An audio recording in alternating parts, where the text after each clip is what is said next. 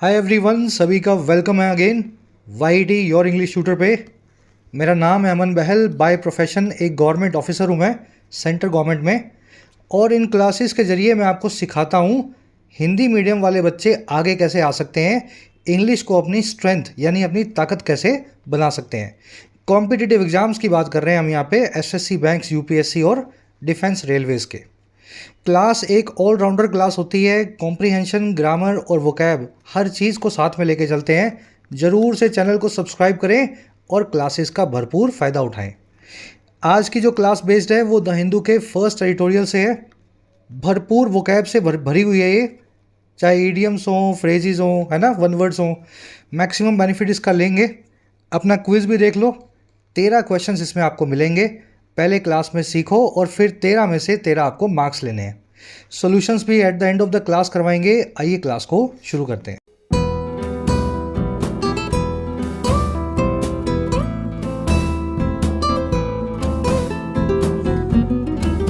चलिए, कह रहा है जी क्रॉसिंग अ लाइन। देखिए, बड़ी आसान सी फ्रेज है, ईडियम भी मत बोलो इसको। क्रॉस अ लाइन का मतलब होता है लक्ष्मण रेखा को लांघना। भाई कोई लिमिट है जिसको आपको क्रॉस नहीं करना, लेकिन फिर भी आप कर देते हैं, तो हिंदी में बोलते हैं लक्ष्मण रेखा को लांघ दिया, या फिर किसी सीमा को, किसी लिमिट को, हद को आपने क्रॉस कर दिया। कह रहा है जी हद मचा दी है बीजेपी ने एक लाइन को क्रॉस करके। और कौन सी लाइन है भाई ये? ऑन द विकसित भारत संकल्प यात्रा road show and the implications. बात हो रही है उस रोड शो की जो बीजेपी करने जा रहा है, और इस रोड शो का नाम है विकसित भारत संकल्प यात्रा। इस रोड शो के अंदर आप अपने ज़िले के आईपीएस को, कलेक्टर को, एडीएम को, कमिश्नर को, तहसीलदार को भारतीय जनता पार्टी के लिए प्रचार करता हुआ देखेंगे इलेक्शन से पहले। जनरली ऐसा नहीं होना चाहिए। जो गवर्नमेंट ऑफिसर्स हैं वो सरकार के लिए निष्पक्ष होते हैं, किसी पार्टी के लिए वो कभी भी इलेक्शन कैंपेन नहीं करते हैं। लेकिन कुछ ऐसा अरेंजमेंट किया गया इस बार कि इन सभी लोगों से भी बीजेपी की तरफ से प्रचार करवाया जाए। तो एक लाइन को बीजेपी ने क्रॉस करने की कोशिश की है, और इसके इम्प्लीकेशंस की बात की जाएगी, यानी कि इसके दूरगामी जो परिणाम है, फार फेचेड कॉन्सिक्वेंस है। इम्प्लीकेशन क्या होते हैं? आगे से आगे निकलने वाले रिजल्ट्स। चलिए, अब ये जो लाइन आपने देखा ना, इस लाइन वर्ड से कम 8 से 10 ईडियम्स बनती हैं जो सबको आनी ही चाहिए। थोड़ी सी कॉमन भी हैं और कुछ एक एडवांस भी हैं, लेकिन सबकी सब वो हैं जो एग्जाम से मैंने देखी हैं और आपने भी प्रीवियस ईयर पेपर्स में आपको मिलेंगी। ठीक है, मैं एक काम करता हूँ, 10 सेकंड का ब्रेक दो, पॉज करो वीडियो को। जितनी ईडियम्स आपको आती हों पहले उनको देख लो, फिर जो नहीं आती हो मैं करवा दूंगा। एक काम करते हैं, टाइटल पैराग्राफ को दिखा देता हूं मैं, उसके बाद ये ईडियम्स आपको सारी करवा देंगे। The government should desist from politicising the bureaucracy. सरकार को डेजिस्ट करना चाहिए, परहेज करना चाहिए, दूर रहना चाहिए। और किस चीज़ से? पॉलिटिसाइज करने से, सियासत करने से, राजनीतिकरण करने से, हमारी ब्यूरोक्रेसी का, हमारे, समझ गए ना, सरकारी तंत्र का। सरकारी तंत्र का काम बिल्कुल नहीं है कि कांग्रेस, भाजपा या आम आदमी पार्टी का प्रचार करे। सरकारी तंत्र जो है सरकार का प्रचार करता है। सरकार तो किसी की भी बन सकती है। तो अगर सरकार, आज की सरकार, बीजेपी पार्टी की सरकार, सरकारी तंत्र का इस्तेमाल इलेक्शन से पहले बीजेपी की एडवर्टीजमेंट में करने लगे, इनसे रोड शो करवाने लगे, आपका आईपीएस वर्दी पहन करके बीजेपी का गाना गा रहा हो, है ना, सड़क पे, या गाना गवा रहा हो, तो ये काम बहुत गलत होगा, डेमोक्रेसी का पतन होगा। तो सरकार को इस चीज़ से बचना चाहिए, डेजिस्ट फ्रॉम करना चाहिए। डेजिस्ट, एब्सटेन और डिफ्रेन, तीनों का मतलब होता है किसी चीज़ से परहेज करना। तीनों के बाद में फ्रॉम लगा के बताया जाता है जिस भी चीज़ से आप परहेज कर रहे हैं। अगर मैं डेजिस्ट विदाउट लिख दूं तो गलत है सर, ये डेजिस्ट फ्रॉम ही आएगा। याद रखना है इन फिक्स प्रेपोजिशंस को। चलिए अब आगे बढ़ेंगे, सारी अपनी ईडियम्स देख लेते हैं जो लाइन वर्ड से बनती हैं। एक साथ देखो और दिमाग में बिठा के रखना। चलो, cross a line, cross a limit. ठीक है, लक्ष्मण रेखा को लांघना, ये तो आपने अभी देख ही लिया। To cross a limit. On the line, देखिए ऑन द लाइन का मतलब होता है दांव पर होना, अंडर रिस्क होना, अंडर रिस्क होना। ठीक है, जब कोई चीज़ ऑन द लाइन होती है तो वो दांव पे रखी होती है, उस पर कुछ खतरा होता है ना। चलिए, वॉक या ट्रेड अ थिन लाइन। देखिए, थिन लाइन मतलब पतली सी लाइन, और पतली सी लाइन पे वॉक करना या ट्रेड करना। ट्रेड का मतलब होता है धीमे धीमे आगे बढ़ना। तो अगर वॉक या धीमे धीमे आगे बढ़ के ट्रेड कर रहे हैं तो आप क्या कर रहे हैं जी? आप एक्सट्रीम बैलेंस बनाने की कोशिश कर रहे हैं, बहुत ही रिस्की सिचुएशन से गुजर रहे हैं। To strike balance in a risky situation. ठीक है ना। थिन लाइन है, कभी भी गिर जाओगे, पाँव इधर उधर पड़ेगा तो उस पर वॉक करना है। तो वो जैसे वो करते हैं ना करतब दिखाने वाले, पतली सी रस्सी पे चलते हैं, तो वो बैलेंस बनाते हैं बहुत रिस्की सिचुएशन में। इसी को अंग्रेजी में बोल देते हैं वॉक अ थिन लाइन। जैसे आपका मेंस है, चौथी बार दे रहे हो और इस बार जो है आपके मेंस की तैयारी भी पूरी अच्छे से नहीं है, लास्ट चांस है, तो आप बोलोगे I am walking a thin line this year, क्योंकि नेक्स्ट चांस नेक्स्ट ईयर मेरे पास है नहीं और इस साल मेरी उतनी तैयारी नहीं है जितनी होनी चाहिए। चल, टू फॉल इनटू लाइन या टो द लाइन। देखिए कुछ लोग कभी कभी लाइन में लगने से मना कर देते हैं। लाइन लगी हुई है, 20 आदमी खड़े हैं पर ये खड़े नहीं होंगे, इनको कानून तोड़ना होता है, इनको लाइन में आगे जाना होता है। लेकिन जैसे ही इन पर दबाव डाला जाता है, प्रेशर डाला जाता है, वो लोग फिर से लाइन में आ जाते हैं। आपने देखा होगा ना अक्सर।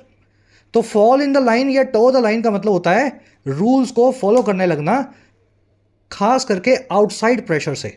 ठीक है, आप मान नहीं रहे थे, अनुशासित हो नहीं रहे थे, डिसिप्लिन नहीं कर रहे थे, लेकिन आपको पुलिस ने, आपके परिवार ने, मोहल्ले ने, समाज ने समझाया बुझाया और प्रेशराइज किया, तो आपने जब कानून को फिर से मान लिया है ना, तो आप टो द लाइन कर रहे हैं। To start following the law या customs. Lay it on the line, बड़ी अच्छी इडियम है। इसका मतलब होता है जी साफ साफ कह देना जो बात अक्सर अनप्लेजेंट हो सामने वाले के लिए। ले it on the line.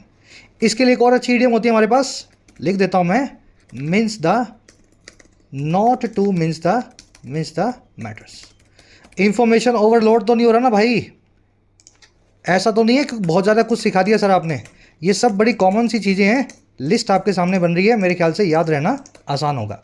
Means matters का मतलब होता है मैटर्स को छोटे छोटे टुकड़ों में तोड़ देना। आपसे कुछ गलत बात मुझे बतानी है जो आपको अच्छी ना लगे, तो पहले मैं थोड़ी सी बताऊंगा, फिर मैं थोड़ी सी बताऊंगा, तो मिन्स करूंगा मैटर को। तो अगर मैं मैटर को मिन्स ना करूं, साफ साफ ही वो बात कह दूं, तो उसको अंग्रेजी में बोलते हैं not to mince the matters. समझे? तो lay it on the line और not to mince the matters एक दूसरे की सिनोनिमस इडियम्स है। The line of least resistance, वो वाली लाइन जहां कम से कम प्रतिरोध मिले, रेजिस्टेंस मिले, यानी कि इजिएस्ट या the easiest way to do something. सबसे आसान तरीका किसी काम को करने का होता है, वो होता है the line of least resistance. समझ पा रहे हैं ना? टू लाइन वंस ऑन या somebody's pockets. To line one's on pockets या टू लाइन जो है समबडीज पॉकेट्स, इसका मतलब होता है make monetary gains from dishonest means. किसी दूसरे का नुकसान करके अपना फ़ायदा करना, या किसी और का नुकसान करवा के किसी अपने का फ़ायदा करवाना। अगर आप अपने भाई का फ़ायदा करवा रहे हैं किसी और का नुकसान करके, तो मैं बोल सकता हूँ you are trying to line your brother's pockets. ठीक है, तो ये बोलने वाली ईडियम है, इसको फ्रेज बोल सकते हैं आप, यूज़ किया जाता है बहुत ज़्यादा स्पीकिंग में। Sign on the dotted line, बड़ी प्यारी ईडियम है ये भी। इसका मतलब होता है जी, देखिए आपने कोई कॉन्ट्रैक्ट देखा हो, कोई फॉर्म देखा हो, तो जहाँ पे साइन करना है एक डॉट वाली लाइन होती है, जैसे आप उस पर साइन करते हैं वो फॉर्म या कॉन्ट्रैक्ट आप एक्सेप्ट कर लेते हैं। तो इसका मतलब होता है टू एक्सेप्ट एन ऑफर और कॉन्ट्रैक्ट। आई बात समझ में? फॉर्म के नीचे साइन किया, कॉन्ट्रैक्ट के नीचे साइन किया, तो एक डॉटेड लाइन होती है ऐसे डॉट डॉट डॉट वाली, उसके ऊपर साइन करना होता है।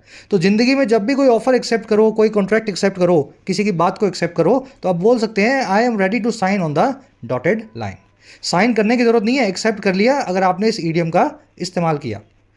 चलिए, हुक, लाइन एंड सिंकर।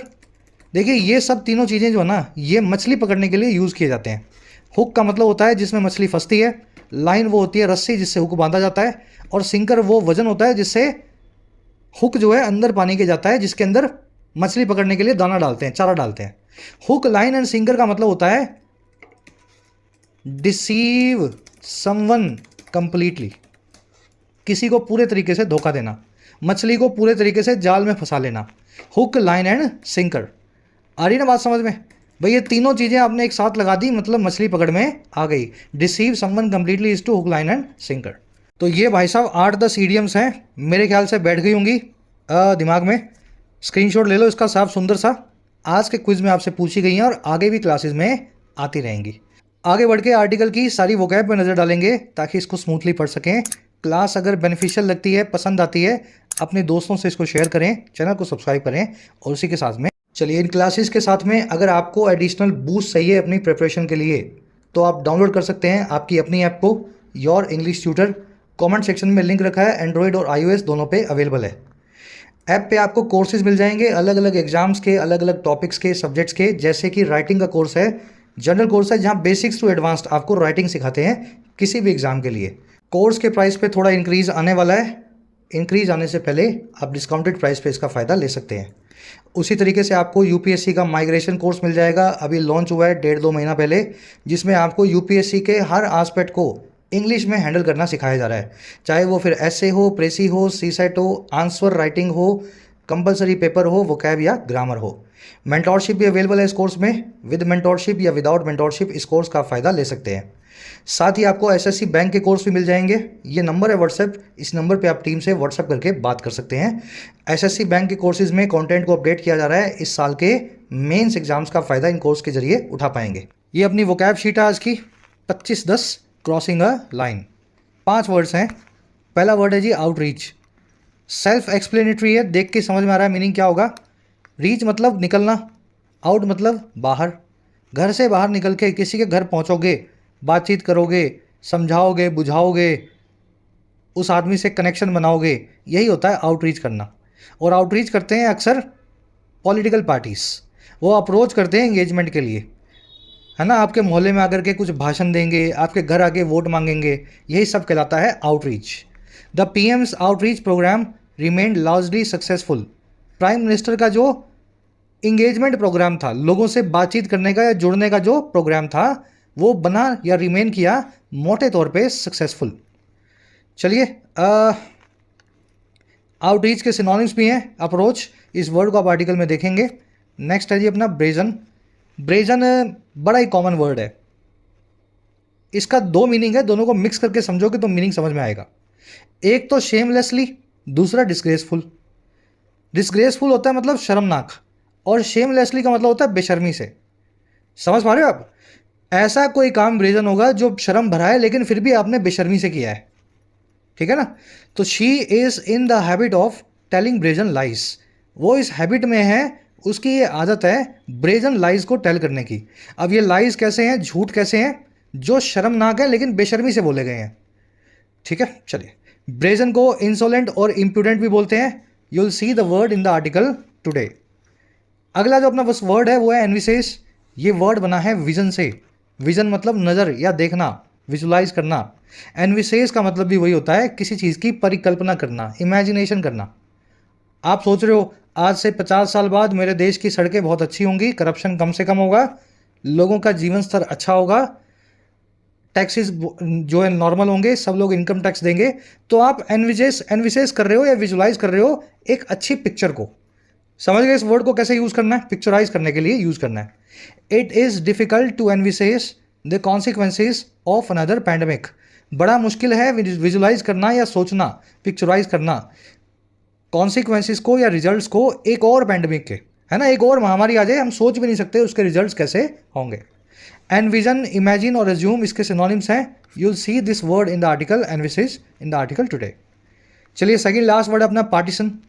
देखिए, पार्टीशन वो होता है जिसने किसी मामले में एक पार्ट को या एक हिस्से को पकड़ लिया है। भाई मामला है 3 पार्टियों के बीच का, 1, 2 और 3, ठीक है, 2 और 3, लेकिन आपने 2 नंबर पार्टी का पकड़ लिया साथ। अब 2 नंबर पार्टी को सपोर्ट कर रहे हो और 1 और 3 नंबर को आप सुनने को भी तैयार नहीं हो। बायस्ड को, डिस्क्रिमिनेटरी को, वन साइडेड को पार्टीशन बोलते हैं। पार्टीशनशिप का मतलब होता है जी एक तरफदारी, है ना, किसी भी तरफ की एक तरफा, क्या बोलते हैं उसको हिंदी में, देख लेना। Arbitrators must avoid being partition in their reasoning. जो आर्बिट्रेटर्स होते हैं, आर्बिट्रेटर्स कौन होते हैं? जो पंचायत में बैठते हैं, फैसला देते हैं पंचायत का, है ना, मामले को सुलझाते हैं। कह रहे जी पंचायत में बैठने वालों को, मामले सुलझाने वाले लोगों को, आर्बिट्रेटर्स को अवॉइड करना चाहिए, यानी बचना चाहिए पार्टीशन होने से या तरफदारी करने वाला होने से अपनी रीजनिंग में, अपने लॉजिक में। और कब? जब वाइल रीचिंग कंक्लूजन्स, जब वो रीच कर रहे हो किसी कंक्लूजन पे, किसी फैसले को लेने वाले हो, है ना। तो एक तरफा मत सोचो, दोनों तरफ की बात सुनोगे, तभी आप एक अच्छे आर्बिट्रेटर हैं। चलिए, लास्ट वर्ड आपके लिए नया, ये भी प्रीच। प्रीच का मतलब होता है टीच। जनरली ये वर्ड यूज़ होता है किसी रिलीजियस टीचिंग को जो है प्रीच करने के लिए, टीच करने के लिए, है ना। जैसे आपको कुछ मौलवी साहब बता रहे हैं, कुछ पंडित जी बता रहे हैं, कुछ पॉप बता रहे हैं, फादर बता रहे हैं चर्च में, तो वो प्रीच करना होता है। लेकिन वैसे आप रूटीन लाइफ में भी किसी को ज्ञान देते हैं तो वो प्रीच ही कहलाता है। प्रीच वट यू प्रैक्टिस, ज्ञान वही दे जो आप खुद करते हो। प्रीच यानी ज्ञान दें वही वाला वट जो आप खुद भी करते हो। चलिए ये वर्ड आर्टिकल में देखेंगे। आज वोकैब हैवी है, 5 वर्ड्स तो यहाँ आ गए और कम से कम 20 से 25 वन वर्ड्स और वोकैब जो है आगे आने वाली है।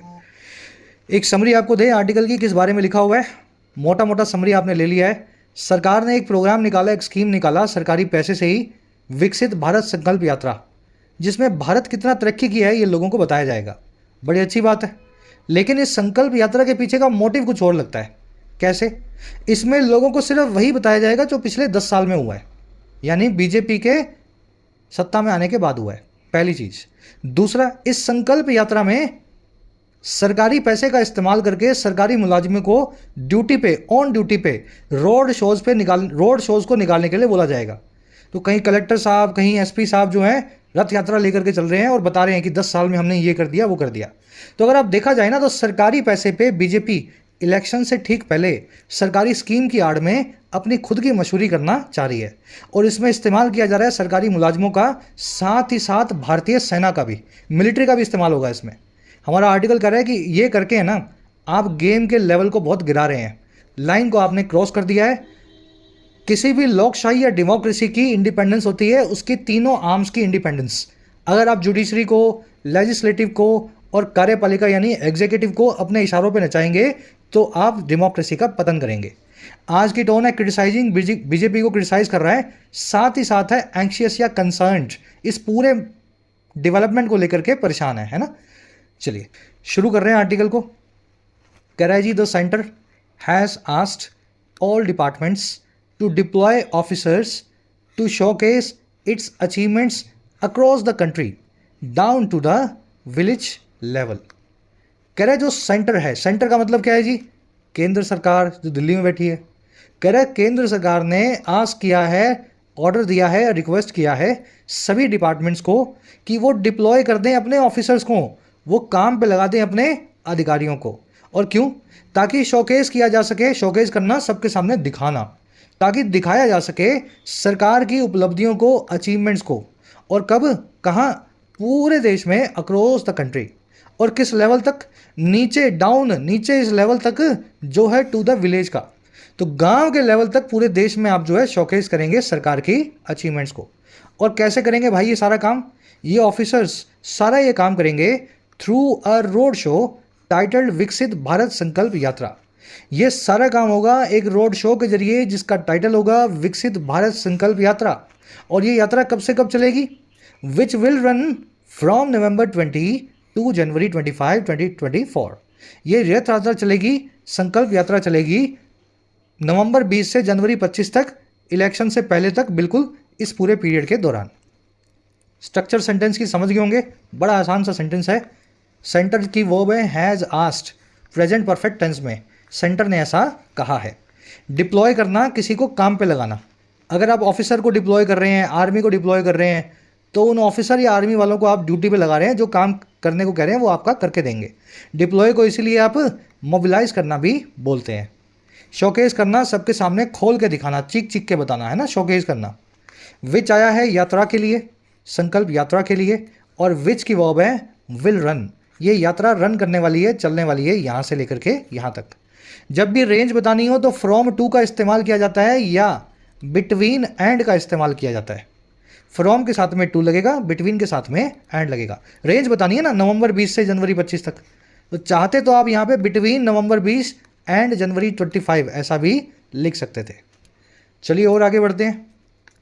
आगे कह रहा है जी, to be sure the outreach is only about achievements of the last 9 years that corresponds to the 2 terms of the Bharatiya Janata party और बीजेपी।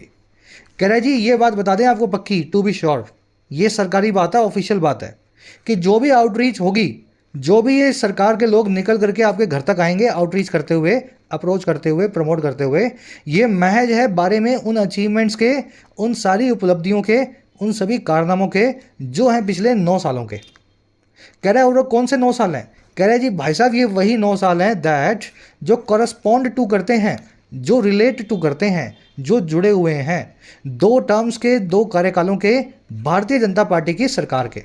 और कौन सी पार्टी की सरकार है ये? कह रहे जी ये वही सरकार है दैट बिगेन इन 2014, जो आज से 9 साल पहले शुरू हुई थी। समझ गए? आउटरीच, अप्रोच, घर से बाहर निकल करके, इसकी वर्ब है इज। दैट आया है 9 ईयर्स के लिए, ये 9 ईयर्स रिलेट टू करते हैं, करस्पॉन्ड टू करते हैं, तो दैट की वर्ब है, 9 ईयर्स की वर्ब है सिंगुलर। ऐसा क्यों है? लास्ट 9 ईयर्स की वर्ब सिंगुलर क्यों है? खुद से जवाब देना आपको। बड़ा अच्छा कॉन्सेप्ट है, आज मैं लिखना भूल गया, नहीं तो इस कॉन्सेप्ट को भी मुझे करवाना चाहिए था। चलो डालो कमेंट्स में जिन बच्चों को याद है, लास्ट 9 ईयर्स की वर्ब दैट जो लगाया गया इसके लिए, वर्ब को सिंगुलर क्यों रखा गया है, प्लूरल क्यों नहीं बनाया गया? दैट आया है 2 टर्म्स के लिए, दैट की वर्ब है बिगेन। चलो बताऊंगा मैं, कमेंट्स में आप डालो, फिर मैं बताता हूं आपको ऐसा क्यों हुआ है। आगे बढ़ते हैं। आगे कह रहा है जी, the campaign is conveniently timed for the Lok Sabha election which is expected in April में 2024। कह रहे इस कैंपेन को भी बड़ा कन्वीनियंस के हिसाब से सुविधाजनक तौर पे टाइम किया गया है। वे सरकारी पैसे से सारा काम होगा, सरकारी पैसे से एक पॉलिटिकल पार्टी अपनी मशहूरी करवाएगी सरकारी मुलाजिमों का यूज़ करके। और कह रहे बड़े सुविधाजनक तरीके से इसको टाइम करके रखा गया है लोकसभा इलेक्शन के लिए, जो कि एक्सपेक्टेड हैं मई अप्रैल 2024 में। कैंपेन की वर्ब है इज टाइम्ड, टाइम्ड को आप एडजेक्टिव मान सकते हैं, वर्ब यहाँ पे इज मान लो, ठीक है। कैंपेन टाइम्ड है, वर्ब भी मान सकते हो पैसिव में, और चाहो तो आप इसको एडजेक्टिव मान सकते हैं पास्ट पार्टिसिपल। कन्वीनियंटली मतलब कन्वीनियंस के साथ, सुविधाजनक तरीके से। लोकसभा इलेक्शन की वर्ब है के लिए आया विच, और विच की वर्ब है इज एक्सपेक्टेड। इलेक्शन सिंगुलर है इसलिए विच की वर्ब भी सिंगुलर है। फिर क्या होगा इस कैंपेन में भाई? कह रहे joint secretaries, directors and deputy secretaries will be appointed, रथ प्रभारीज और chariots in charge for the road show. तो कह रहे जो रोड शो निकलेगा इसमें बड़े लेवल के आईएएस ऑफिसर्स जो सेक्रेटरी होते हैं, जॉइंट सेक्रेटरी, डेप्यूटी सेक्रेटरी या डायरेक्टर्स, कह रहे इनको लगाया जाएगा रथ प्रभारी के तौर पे। इनकी नियुक्ति होगी चैरियट इंचार्ज के तौर पे। तो रथ आपने देखा होगा ना, चैरियट जो चलता है, आगे घोड़ा पीछे बग्गी, तो ऐसे बग्गियाँ निकलेंगी, तो हर बग्गी पे एक बड़ा अधिकारी जो है उसका इंचार्ज होगा इस रोड शो के दौरान। Joint secretaries, directors and deputy secretaries की वर्ब है विल बी अपॉइंटेड, ठीक है। इनको मैं सबको ग्रीन कर देता हूँ। चैरियट का मतलब होता है बग्गी और घोड़ा, कैरेज एंड कार्ट। कह रहे जी separately the ministry of defence is setting up 822 selfie points where citizens can click themselves with a picture of PM Narendra Modi. कह रहे जी यहाँ तक मामला नहीं थमा, इसी के साथ साथ हमारी जो रक्षा मिनिस्ट्री है, हेल्थ मिनिस्ट्री है, वो सेटअप कर रही है, वो इस्टेब्लिश कर रही है 822 सेल्फी पॉइंट्स को, जहाँ पे आप और हम जो सिटीजन्स हैं वो अपनी फ़ोटो खींच सकते हैं, क्लिक कर सकते हैं खुद को पीएम मोदी की एक पिक्चर के साथ। तो ये सेल्फी पॉइंट आपको मिल जाएगा आपके घर के नुक्कड़ पे कहीं, है ना, एक दिन के लिए वहाँ पे आपके घर के पास लगाएंगे, आप जाओ, मोदी साहब की पीएम की फ़ोटो होगी, फ़ोटो के साथ में अपनी सेल्फी ले लो और इंस्टाग्राम पे, फेसबुक पे लगा दो। तो ये सारा काम भी मार्केटिंग का इस कैंपेन में होने वाला है। और करेगा कौन? हमारी मिलिट्री करेगी ये सब काम। मिनिस्ट्री ऑफ डिफेंस की वर्ब है इज सेटिंग अप, सिटीजन्स की वर्ब है कैन क्लिक। चलिए और आगे बढ़े। सेटअप करना, किसी चीज़ को इस्टेब्लिश करना। सेट से ये 5 जो है ना फ्रेजल वर्ब्स बनती हैं जो आपको आनी चाहिए। Set in, set out, set aside, set fourth and set OFF of. चलिए वीडियो को पॉज कर लेना, टाइम को ज़्यादा अपने यहाँ लगाएंगे नहीं। सेट इन करने का मतलब होता है टू बी इस्टेब्लिश्ड और गेट स्टार्टेड, किसी चीज़ का इस्टेब्लिश होना या स्टार्ट हो जाना। लेकिन वो चीज़ कैसी होगी? नेगेटिव होगी, जैसे कि वॉर, डिसीज़, भयंकर सर्दियाँ, है ना, इस टाइप की चीज़ें। वॉर हैज़ सेट इन, जंग की शुरुआत हो चुकी है। Infection has set in, infection जो है फैल चुका है। विंटर्स हैव सेट इन, भयंकर सर्दियाँ शुरू हो चुकी हैं। समझ गए? नेगेटिव चीज़ें जब शुरू होती हैं सेट इन फ्रेजल वर्ब का इस्तेमाल करती हैं। ये नेगेटिव वाला कनोटेशन याद रखना है भाई साहब। ऐसा नहीं है एग्ज़ाम शुरू हो गए हैं तो एग्जाम्स हैव सेट इन, आपके लिए नेगेटिव होंगे, लेकिन एग्जाम्स एक न्यूट्रल फिनोमिनॉन है ना, इसको आप नेगेटिव ना लेके चलें। सेट आउट करना यानी टू स्टार्ट जर्नी। अगर आप दिल्ली से अहमदाबाद जा रहे हैं तो आप बोल सकते हैं I have set out on a train journey from New Delhi to Ahmedabad. Set aside करना, इस ईडियम के दो मीनिंग्स हैं। फर्स्ट ईडियम का मीनिंग होता है, इसका फर्स्ट मीनिंग जो होता है वो होता है सेव फॉर फ्यूचर। 20,000 रुपये आपने कमाए, 5,000 रुपये रख दिए, सेट असाइड कर दिए, साइड में रख दिए कि जिस दिन जरूरत पड़ेगी उस दिन इस 5,000 को यूज़ करूँगा। और दूसरा मीनिंग होता है इस फ्रेजल वर्ब का कैंसिल और डिसरिगार्ड। कोई चीज़ मैंने आपको दी जो आपको पसंद नहीं आई, आपने उसको साइड में रख दिया इग्नोर करके कि मुझे नहीं चाहिए ये, है ना, या आपने कहीं घर में किसी अलमारी में फेंक दिया उसको। तो सेट असाइड करते हैं तो किसी चीज़ को कैंसिल या डिसरिगार्ड कर देते हैं। एक ही फ्रेजल वर्ब दोनों मीनिंग्स रखती है। सेट फोर्थ का मतलब होता है किसी के सामने, सामने मतलब फोर्थ, सेट करना किसी चीज़ को। To present your thoughts and ideas, है ना, बिफोर पीपल, लोगों के सामने किसी बात को रखना, सेट फोर्थ करना। लास्ट है जी सेट ऑफ। सेट ऑफ का मतलब होता है to start an activity that is uncontrollable later on. आपने आग लगा दी तो you have set off a fire. आपने बॉम्ब फोड़ दिया, you have set off a bomb. आपने अलार्म बजा दिया, you have set off an alarm. Alarm बजा दिया तो उसको बंद करना पड़ेगा। बॉम्ब अगर आग लगा दिए तो फिर वो फट के ही मानेगा। आग लगा दिए तो फिर फायर ब्रिगेड बुलानी पड़ेगी तभी बंद होगी। तो ऐसी एक्टिविटी को शुरू करना जो बाद में अनकंट्रोलेबल है, आपको कंट्रोल में लाना बहुत मुश्किल है, सेट ऑफ करते हैं अलार्म को, है ना, बॉम्ब को या ऐसी चीज़ों को। चलिए आगे बढ़े। आगे कह रहे हैं जी guidelines issued by the ministry go into great details on how to promote the work of the last 9 years. फिर गाइडलाइंस भी इशूड हुई हैं मिनिस्ट्री के द्वारा, मिनिस्ट्री ऑफ डिफेंस के द्वारा। वो गो होती हैं ग्रेट डिटेल्स में, वो बहुत ज़्यादा डिटेल्स आपको देती हैं, अंदर घुस जाती हैं डिटेल्स के। और किस चीज़ पे, कि कैसे प्रमोट किया जाए पिछले 9 सालों के काम को, मोदी सरकार के कारनामों को। गाइडलाइंस की वो है गो, ठीक है। कह रहे it has been directed that these selfie point should be set up at prominent locations which have maximum footfall and the potential of attracting public attention. कह रहे यही गाइडलाइंस में डायरेक्ट किया गया है मिनिस्ट्री ने, जो डिफेंस मिनिस्ट्री है उसने बताया है कि सेल्फी पॉइंट जो हैं उनको सेटअप किया जाना चाहिए, इस्टेब्लिश किया जाना चाहिए, फॉर्म किया जाना चाहिए। सेटअप देख लिया ना आपने, इस्टेब्लिश करना, फॉर्म करना। तो इनका आधार रखा जाना चाहिए प्रोमिनेंट लोकेशंस पे, इंपॉर्टेंट लोकेशंस पे। प्रोमिनेंट लोकेशंस मतलब हाई प्रोफाइल लोकेशंस, जहाँ पे कुछ बड़ा काम हो रहा है, जहाँ पे पूरा शहर जो है चक्कर काटता है। और कह रहे वही लोकेशंस हैं जहाँ पे फुटफॉल मैक्सिमम है। फुट मतलब पाँव, फॉल मतलब गिरना।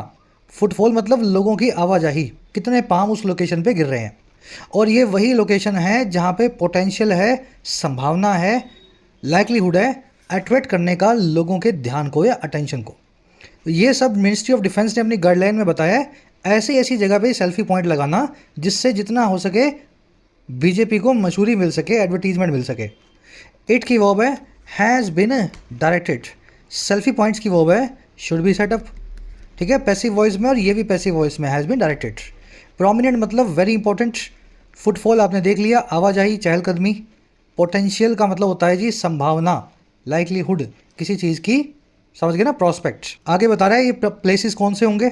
War memorials, defence museums, railway and metro stations, bus stations, airports, malls and public market places, schools and colleges, tourist destinations and festival gatherings are places where these points are coming up।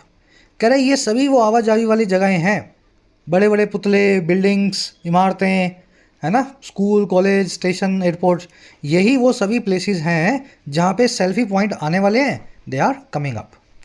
इन सभी places की जगह are, points की verb है are coming up. Come up होना, किसी चीज़ का उभर करके आना, इंट्रोड्यूस्ड होना। कह रहे opposition parties led by Congress president Mallikarjun खड़गे have called out the government for this brazen politicisation of the bureaucracy and the military. कह रहे जी इस पूरे काम के रिस्पॉन्स में पॉलिटिकल पार्टीज़ ने, जिनकी अगुवाई में है कांग्रेस प्रेसिडेंट मल्लिकार्जुन खड़गे, कह रहे इन पार्टीज़ ने ना मिलके मल्लिकार्जुन खड़गे की अगुवाई में, इनकी लीडरशिप में कॉल आउट किया है, ललकारा है सरकार को, गवर्नमेंट को। और क्यों? इस बेशर्मी भरे राजनीतिकरण के लिए जो है हमारी सरकारी तंत्र का, मुलाजमों का और मिलिट्री का, हमारी फौजों का। चलिए, पॉलिटिकल अपोजिशन पार्टीज़ हैं, इसकी वर्ब है have called out. Call out करना, किसी को ललकारना, बुलाना, क्रिटिसाइज़ करना, किसी के गलत काम पे उसको, समझ गए ना, कॉल करके आउट कर रहे हैं आप। अपने घर बैठे कोई आदमी गलत काम उसने किया हो, आप उसको कॉल करके बुला के आउट बुला रहे हैं कि आओ बाहर आओ। ब्रेजन आप जानते हैं, बेशर्मी भरा, शेमलेस, या मतलब इस तरीके से बेशर्मी भरा जो गलत काम है लेकिन आपने बेशर्मी के साथ किया है ना, शर्मिंदगी वाला काम किया गया हो बेशर्मी के साथ, वो कहलाता है ब्रेजन। चलिए आगे बढ़ेंगे नेक्स्ट पैराग्राफ पे। कह रहे जी, India's constitutional scheme of governance envisages the separation of power among the three arms of the state, the executive, the judiciary, and the legislature, and also a line of separation between the bureaucracy and the military from the political executive। अब बताएगा ये सब करने के पीछे गलत क्या है। ये सब कर रही है अगर सरकार ही बैठी है पावर में, अगर वो फ़ायदा लेना चाहती है तो क्या गलती है इसमें। कह रहा है जी, हमारी जो कॉन्स्टिट्यूशनल स्कीम जो है ना, संवैधानिक ढांचा जो है, और किसका, गवर्नेंस का यानी प्रशासन का, वो ढांचा इस चीज़ की परिकल्पना करता है, विजुलाइज करता है, इस चीज़ को इमेजिन करता है कि सेपरेशन होगा पावर का, शक्तियों का पृथक्करण होगा। सेपरेशन मतलब अलग अलग हों पावर्स, और किन के बीच में, राज्य की 3 आर्म्स के बीच में, 3 बाजुओं के बीच में। तो पूरा नेशन, डेमोक्रेसी, लोकशाही 3 आर्म्स पे खड़ी होती है, 3 पिलर्स पे। एक पिलर है एग्जीक्यूटिव यानी कार्यपालिका, दूसरा पिलर है जुडिशरी यानी कि न्यायपालिका, और तीसरा पिलर है लेजिस्लेचर यानी कि व्यवस्थापिका। लेजिस्लेचर का मतलब होता है पार्लियामेंट और आपकी असेंबलीज, है ना, विधानसभा और लोकसभा। जुडिशरी मतलब कोर्ट्स। एग्जीक्यूटिव का मतलब होता है सरकार में बैठे हुए लोग जो काम कर रहे हैं, है ना, अफसर और मंत्री। कह रहे जी, इन तीनों के बीच में सेपरेशन ऑफ पावर होगा, यही हमारा संवैधानिक ढांचा हमेशा से इमेजिन करता है। और साथ ही साथ वो इमेजिन करता है एक लाइन ऑफ सेपरेशन को, एक रेखा को, एक लाइन को जो है अलग करने वाली, और किस किस के बीच, the bureaucracy and the military from the political executive. Political executive और ब्यूरोक्रेसी और मिलिट्री को जो अलग करती हो। पॉलिटिकल एग्जीक्यूटिव कौन है, पीएम और उनकी अगुवाई में सारे के सारे मंत्रालय जो संभालते हैं वो एग्जीक्यूटिव हैं, समझ गए ना, जो पूरा देश चला रहे हैं, पॉलिसीज़ बना रहे हैं, पॉलिसीज़ को इम्प्लीमेंट कर रहे हैं। ब्यूरोक्रेसी मतलब सरकारी तंत्र, और मिलिट्री मतलब फौजें। ये तीनों अलग अलग तरीके से काम करती हैं, इनके बीच में सेपरेशन होता है ना, कहने का मतलब ये। कॉन्स्टिट्यूशनल स्कीम यानी संवैधानिक ढांचा, इसकी वर्ब है एनविसेजेस। एनविसेज करना, विजुलाइज करना, इमेजिन करना, पिक्चराइज करना, अज्यूम करना, किसी चीज़ के बारे में, है ना, सोचना, उस चीज़ को देखना। कह रहा है, while both the bureaucracy and the military are strictly under the control of the political executive, they are insulated from partisan politics। कह रहे हैं अगर ब्यूरोक्रेसी और मिलिट्री की बात करें, ये दोनों ही स्ट्रिक्टली अंडर हैं, नीचे हैं पॉलिटिकल एग्जीक्यूटिव के कंट्रोल के। पॉलिटिकल एग्जीक्यूटिव मतलब बताया ना आपको मैंने, पीएम और सारे मंत्रिमंडल। कह रहा है हमारी ब्यूरोक्रेसी और मिलिट्री जो है इनके नीचे ज़रूर आती है, इनके हिसाब से काम ज़रूर करती है, फिर भी वो अलग है, इंसुलेटेड है, सेपरेटेड है, और किससे, पार्टीसन पॉलिटिक्स से, एक तरफा की राजनीति से। तो आप कभी नहीं देखेंगे कि हमारे थल सेना अध्यक्ष बोल रहे हो कि इस बार का वोट भाजपा सरकार को, या कोई किसी जो है जिले का डीएम बोल रहा हो, कलेक्टर बोल रहा हो, या एसपी बोल रहा हो कि आम आदमी पार्टी को अपना वोट डालें। तो ज़रूर सरकार के नीचे काम करते हैं हमारी फौजें और हमारे सरकारी मुलाजिम, लेकिन ये हमेशा पॉलिटिक्स से अलग रखे जाते हैं, इंसुलेट करके इनको रखा जाता है। ब्यूरोक्रेसी एंड मिलिट्री दोनों की वर्ब है आर, दे की वर्ब है आर, इंसुलेटेड दे आया है इन दोनों के लिए। कह रहे जी, in fact the extensive election process in India has largely retained its credibility because of the bureaucratic impartiality demanded by the system. कह रहे जी, सच बात तो ये है इनफैक्ट जो हमारी एक्सटेंसिव इलेक्शन प्रोसेस है, बड़ी ही सी इलेक्शन की प्रक्रिया है, दुनिया के सबसे बड़े इलेक्शन करवाते हैं हम भारत में, ये मोटे तौर पे बना के रखा है अपनी क्रेडिबिलिटी को, भरोसेमंदी को, विश्वसनीयता को। और क्यों, इस वजह से, बिकॉज ऑफ, इस वजह से, क्योंकि हमारी ब्यूरोक्रेटिक इम्पार्शलिटी है, हमारे सरकारी तंत्र में बिल्कुल भी वो नहीं है ना, इम्पार्शलिटी है, पार्शलिटी नहीं है। और वही है जो डिमांडेड बाय द सिस्टम है, जो हमारा सिस्टम हमारे सरकारी मुलाजिमों से डिमांड भी करता है। क्योंकि सरकारी मुलाजिम इम्पार्शल होकर इलेक्शन करवाता है, इसीलिए इलेक्शन प्रोसेस आज भी देश में सैक्रोसेंट है, क्रेडिबल है। सैक्रोसेंट का मतलब होता है पवित्र, क्रेडिबल का मतलब होता है भरोसेमंद। प्रोसेस की वर्ब है has retained, process singular, verb भी सिंगुलर, परफेक्ट टेंस में।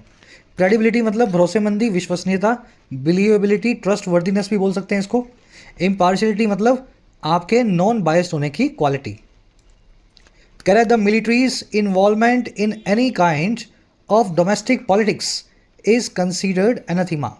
कह रहा है अगर मिलिट्री की इन्वॉल्वमेंट हो जाए किसी भी तरह की डोमेस्टिक पॉलिटिक्स में, देश की राजनीति में, तो उसको माना जाता है एक गलत चीज़, एक एनाथीमा। एनाथीमा का मतलब है ऐसी चीज़ जो गलत होने की वजह से हेटेड हो, डिसलाइक्ड हो। हमारे पड़ोसी मुल्क में हम देखते हैं मिलिट्री अक्सर इन्वॉल्व होती है इलेक्शंस में, तो हम बोलते हैं ना पाकिस्तान में ऐसा है, पाकिस्तान में बुरी हालत है, 70 साल हो गए डेमोक्रेसी नहीं बन पाई, क्योंकि मिलिट्री इन्वॉल्व होती है। कह रहा है जी ये इसी मिलिट्री इन्वॉल्वमेंट को हमारे देश में नीची निगाहों से देखा जाता आ रहा है आज तक, अभी तक तो ऐसा ही था। इन्वॉल्वमेंट की वो है इज कंसिडर्ड। कह रहा है जी civil and military officials are expected to remain loyal to the government elected by the citizens. कह रहा है सिविल्स और मिलिट्री ऑफिशियल्स जो हैं, सरकारी मुलाजिम और सेना के जवान और अफसर जो हैं, उनसे ऐसी एक्सपेक्टेशन है पैसिव वॉइस में, दे आर एक्सपेक्टेड। और क्या एक्सपेक्टेड है कि वो लॉयल रहेंगे, वफादार रहेंगे सरकार के लिए जो लोगों ने चुनी है। ठीक है, चाहे किसी भी पार्टी की हो, कोई भी चुन के आ जाए, वो उसके लिए लॉयल बन करके काम करेंगे। और कैसे काम करेंगे? Regardless of their personal ideological inclination, बिना रिगार्ड दिए, बिना तवज्जो दिए, बिना इर्रिस्पेक्टिव ऑफ या रिगार्डलेस ऑफ अपनी खुद की निजी वैचारिक जो है प्रवृत्ति के, इंक्लिनेशन के। तो अगर आर्मी का अफसर चाहे किसी भी पार्टी को वोट देता आता हो, चाहे किसी भी रिलीजन का हो, सरकार जो चुनी हुई है वो आर्मी का अफसर उसी की सेवा करेगा, उसी के ऑर्डर्स में देश की सेवा करेगा, है ना। उसकी खुद की चाहे किसी को भी वोट जाता हो, इससे कुछ फ़र्क नहीं पड़ता, पढ़ना नहीं चाहिए। मिलिट्री और सिविल ऑफिशियल्स की वर्ब है are expected in passive voice. Inclination मतलब रुझान, प्रवृत्ति, जिस तरफ आप झुके हुए हैं, जिस पार्टी या आइडियोलॉजी या विचारधारा की तरफ आपका झुकाव है ना। इंक्लिनेशन मतलब झुकाव।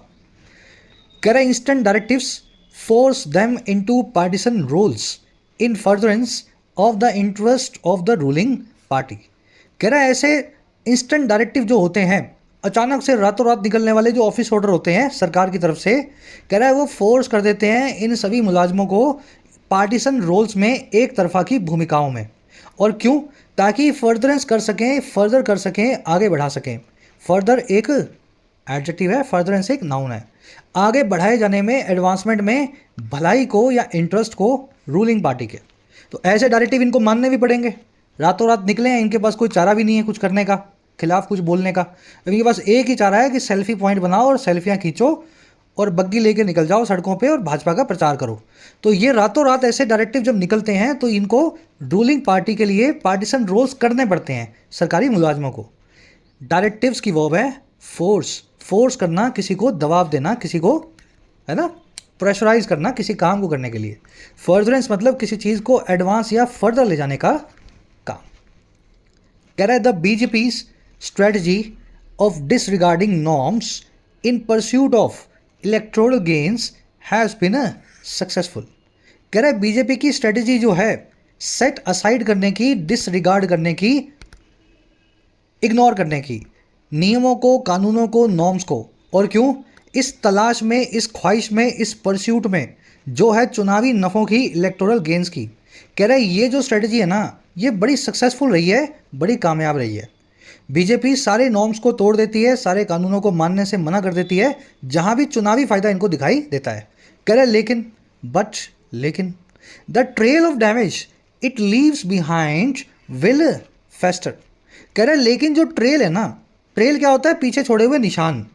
जब आप रेगिस्तान से गुजरते हैं, रेत में से गुजरते हैं, तो पीछे कदमों के निशान छोड़ते हैं ना, वो आपकी ट्रेल होती है। कह रहे लेकिन डैमेज के जो कदमों के निशान है, जो ट्रेल है, जो बीजेपी पीछे छोड़ते हुए जाती है इस सब काम को करते हुए, ये निशान जो है ना, ट्रेल जो हैं, ये और फेस्टर करेंगे और ज़्यादा खराब होंगे।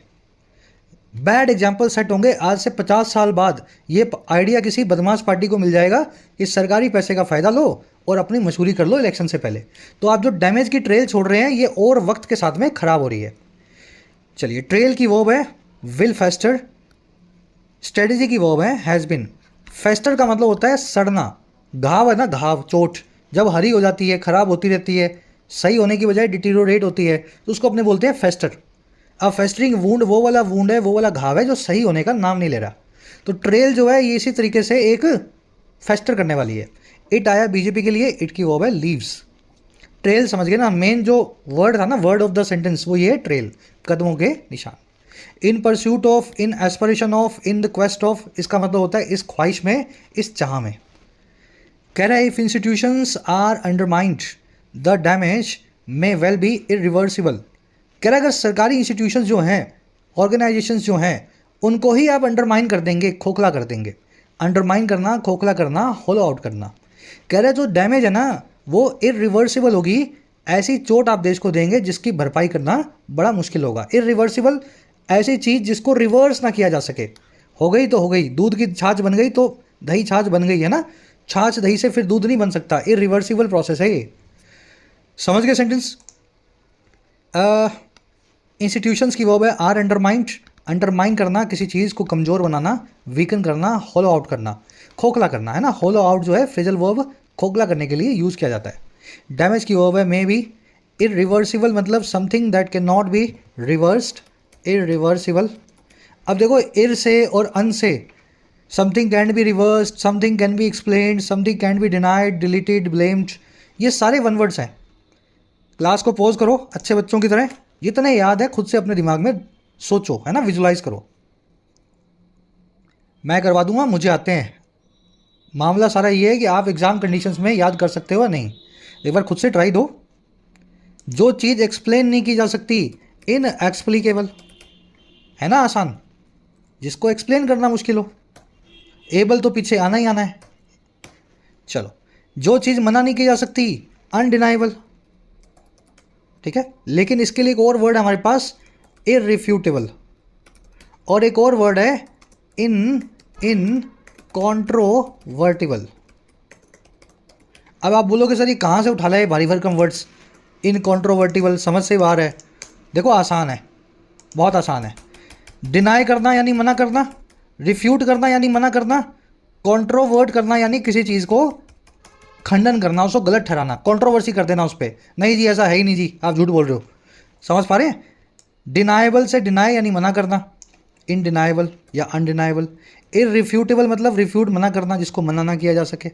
इनकॉन्ट्रोवर्टिबल मतलब जिसका खंडन ना किया जा सके, जिसको कोई कंट्रोवर्सी जिसके ऊपर क्रिएट ना की जा सके। तो ये तीनों ही सिनोनिम्स हैं एक दूसरे के। चलो नेक्स्ट देखो। नेक्स्ट है जी जो चीज़ मिटाई ना जा सके। क्या लिखेंगे इसको? इनडेलिबल। आपके सामने लिख रहा हूं, बना रहा हूं ताकि दिमाग में याद रहे। Someone who can not be blamed, क्या लिखें इसको? अनब्लेमेबल लिख दें। ऐसा आदमी जिस पे ब्लेम नहीं कर सकते हैं आप, जो सारे ब्लेम से पार है, जिसके ऊपर कोई भी आरोप नहीं लगा सकते हैं।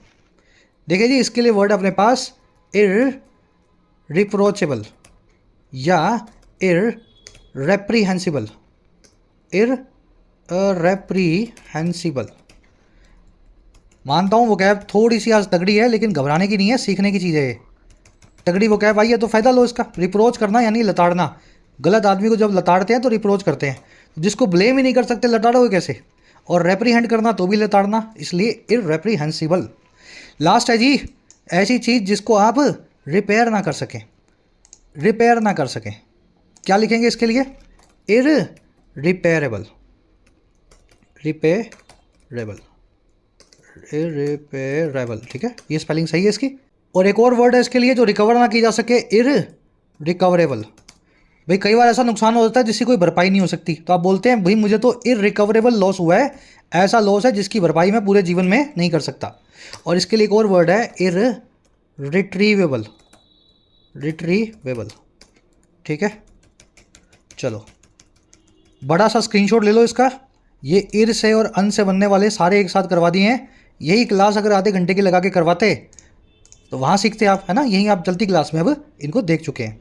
इररिपेरेबल, इररिकवरेबल और irretrievable, something can not be covered या रिकवर्ड या रिपेयर्ड या रिकूप्ड।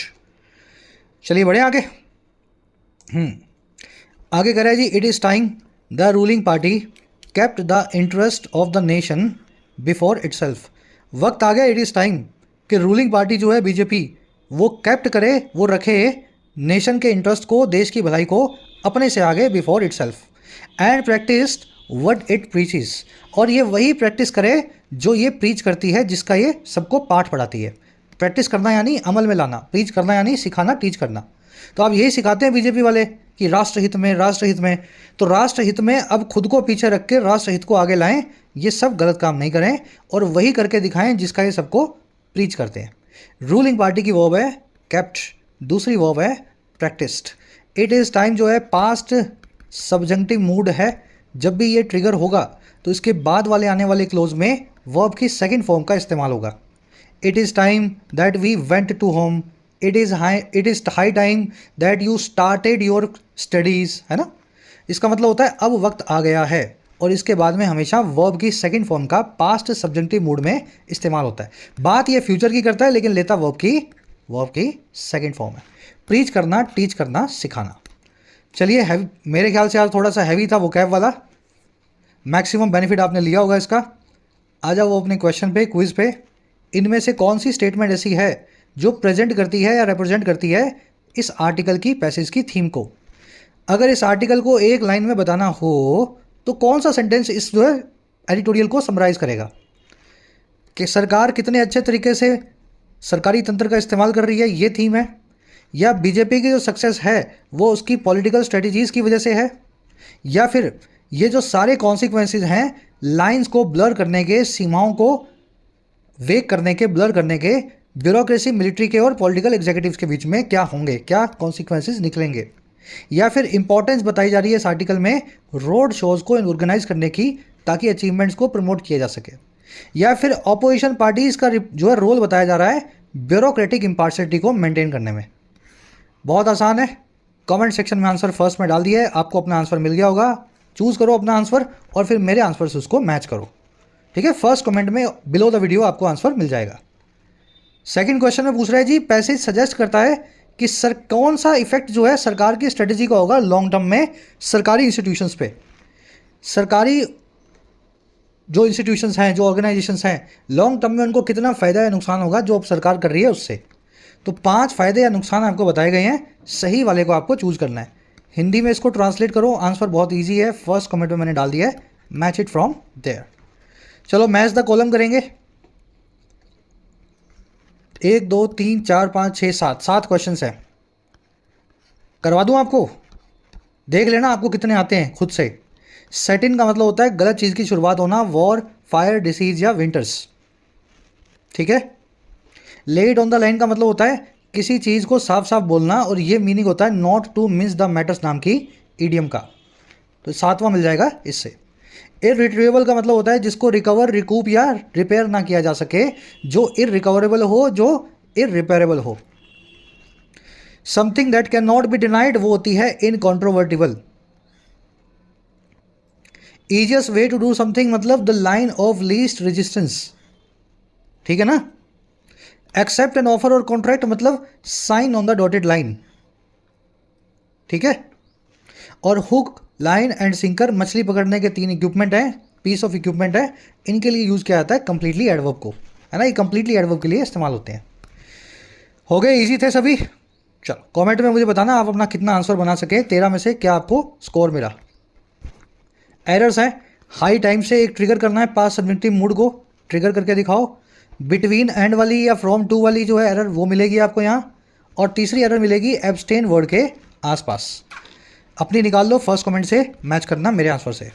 13th में आपको ट्रांसलेशन का एक सेंटेंस दिया गया है, सब लोग ट्रांसलेट करेंगे और कमेंट्स में डालेंगे। 12 में से कितने मार्क्स मिले ये बताना, और 13वें में आपका आंसर क्या है नीचे अपना ट्रांसलेट करके लिखना। मुलाकात लेंगे नेक्स्ट क्लास में।